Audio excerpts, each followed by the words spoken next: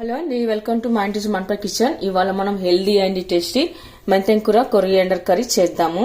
ఇక్కడ నేను ఒక కట్ట దాకా మెంతెం కూర తీసుకుని బాగా క్లీన్ చేసి కడిగి పెట్టుకున్నానండి. అలాగే సగం కట్ట, హాఫ్ కట్ట కొత్తిమీర కూడా తీసుకున్నాను. అలాగే చిన్నగా కట్ చేసి పెట్టుకున్న ఆనియన్ ముక్కలు ఒకటి తీసుకున్నాను. ఇప్పుడు మనం మెంతెం కూరని బాగా చిన్నగా కట్ చేసి పెట్టుకోవాలి. ఈ విధంగా కట్ చేసి పెట్టుకున్న తర్వాత ఇప్పుడు మనం కర్రీ ఎలా చేయాలో చూద్దాము. ఇప్పుడు మనం కర్రీ కోసం రొట్టెలు చేసే పెనం పెట్టుకోవాలండి. అందులో కొద్దిగా ఆయిల్ వేసుకుందాము. ఆ తర్వాత మనం ఇప్పుడు కట్ చేసి పెట్టుకున్న మెంతెం కూర ఆకును వేసుకోవాలి. ఇప్పుడు మనం ఆకు అంత దగ్గరకు పడే వరకు కలుపుకొని పెట్టుకుందాము. అలాగే ఇప్పుడు కట్ చేసి పెట్టుకున్న కొత్తిమీర కూడా వేసుకుందాము. ఈ కర్రీ మనం అప్పటికప్పుడు చేసుకోవచ్చండి. ఇప్పుడు రొట్టెలు చేసిన తర్వాత రొట్టె కానీ చపాతీ పులకలు కానీ ఏవైనా కానీ చేసిన తర్వాత పెనం వేడిగా ఉంటుంది కదా, అదే దాని మీదే మనం జస్ట్ ఒక 5 to 10 minutes లోపు ఇది కర్రీ జల్దీ అవుతుంది, తొందరగా అవుతుంది, చేసుకోవచ్చు. హెల్తీ కూడా చాలా మంచిది.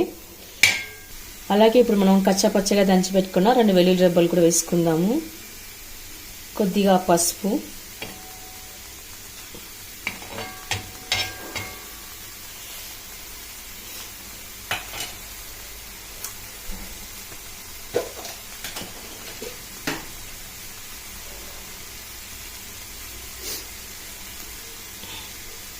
కొద్దిగా సాల్ట్, కొద్దిగా రెడ్ చిల్లీ పౌడర్, కొద్దిగా ధనియా పౌడర్, కొద్దిగా జీరా పౌడర్, ఇవన్నీ వేసాక ఒకసారి కలుపుకోవాలి.